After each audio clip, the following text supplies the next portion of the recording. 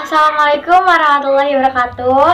Perkenalkan, nama saya Yuni Sapira, dari kelas 11 IPS 2. Di sini saya akan menjelaskan tentang merkantilisme. Merkantilisme itu dibagi banyak hal dan saya akan menyebutkan satu persatu. Yang pertama, pengertian merkantilisme sejarah. Yang kedua, latar belakang. Yang ketiga, tujuan. Yang keempat, konsep. Yang kelima, teori. Dan yang keenam, dampak.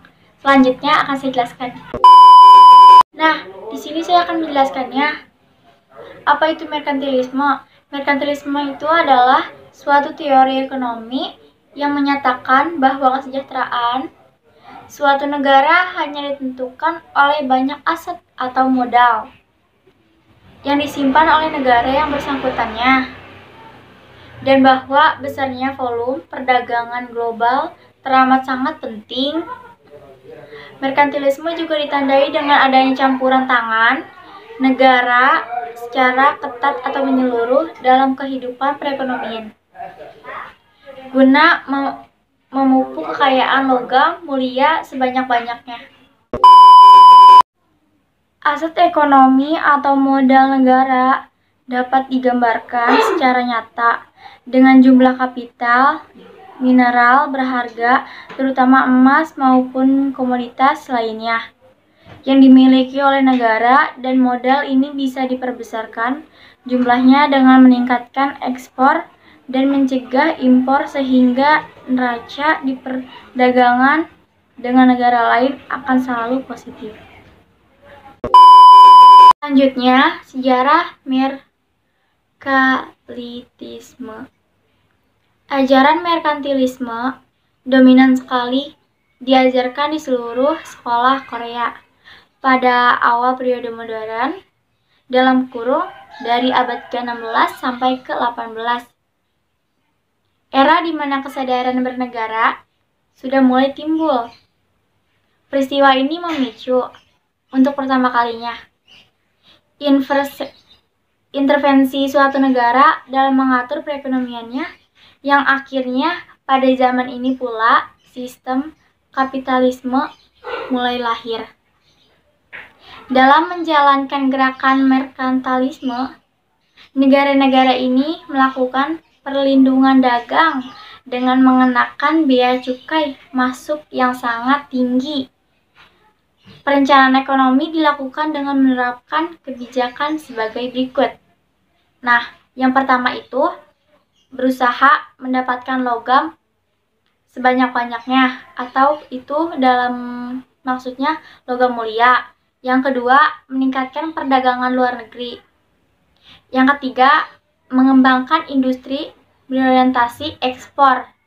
Yang keempat, meningkatkan pertambahan produk atau penduduk sebagai tenaga kerja industri. Yang kelima, melibatkan negara sebagai pengawasan perekonomian. Yang selanjutnya, sistem ekonomi merkantilisme mulai menghilang pada akhir abad ke-18. Seiring dengan munculnya teori ekonomi baru yang diajukan oleh Adam Smith dalam bukunya The Wealth of Nations. Ketika sistem ekonomi baru diadopsi oleh Inggris, yang dinotabene saat itu adalah negara industri terbesar di dunia. Nah, itu masih lanjutan dari sejarah merkantilisme. Nah, selanjutnya yang ketiga, latar belakang merkantilisme. Ini adalah beberapa latar belakang yang mengapa merkantilisme dapat tumbuh dan berkembang. Pasti kalian gak pada tahu kan? Yaudah, aku kasih tahu ya. Yang pertama itu munculnya negara-negara merdeka di Eropa, di Inggris, Prancis, Jerman, Italia, dan Belanda. Yang kedua, negara tersebut ingin mempertahankan kedaulatan, kebebasan, dan kesejahteraan rakyatnya. Yang ketiga, diperlukan kondisi perekonomian yang kuat agar tetap mampu bertahan.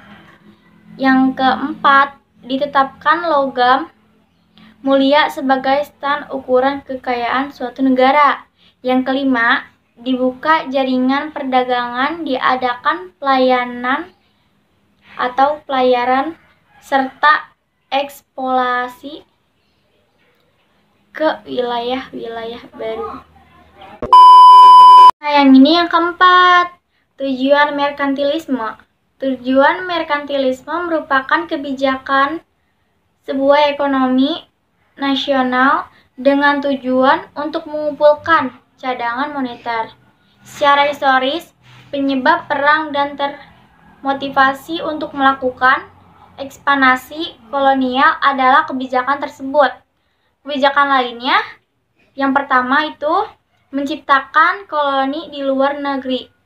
Yang kedua, melarang daerah koloni untuk melakukan negara-negara lain berdagang atau perdagangan.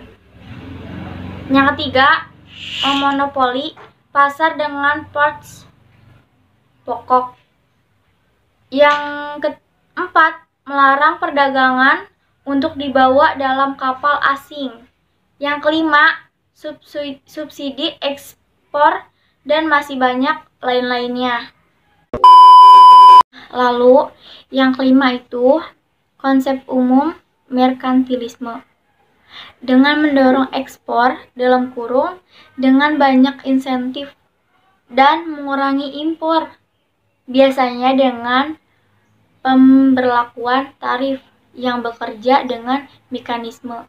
Seperti inilah yang dinamakan dengan sistem ekonomi merkantilisme. Nah, selanjutnya yang keenam itu teori merkantilisme. Semua ahli ekonomi di Eropa antara tahun 1500 sampai tahun 1750 dianggap sebagai merkantilis.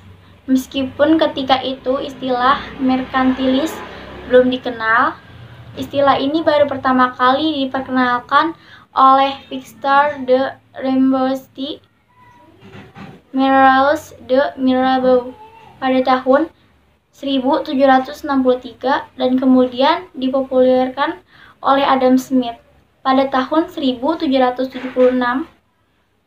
Pada kenyataannya, Adam Smith menjadi orang pertama kali menyebut kontribusi merkantilis terhadap ilmu ekonomi dalam bukunya yang berjudul The Wealth of Nations. Nah, itu yang keenam. Yang ketujuh, dampak merkantilisme. Dampak dari merkantilisme sendiri telah menimbulkan banyak pemberontakan atau persaingan sengit di kalangan negara bangsa di Eropa untuk menguasai perdagangan di dunia. Setiap negara berlomba-lomba untuk membangun industri perkapalan dan persenjataan guna memperluas monopoli perdagangannya. Nah, itu yang saya jelaskan. Tidak banyak, tapi bermanfaat. Sekian dari saya. Ada perkataan salah. Waalaikumsalam warahmatullahi wabarakatuh.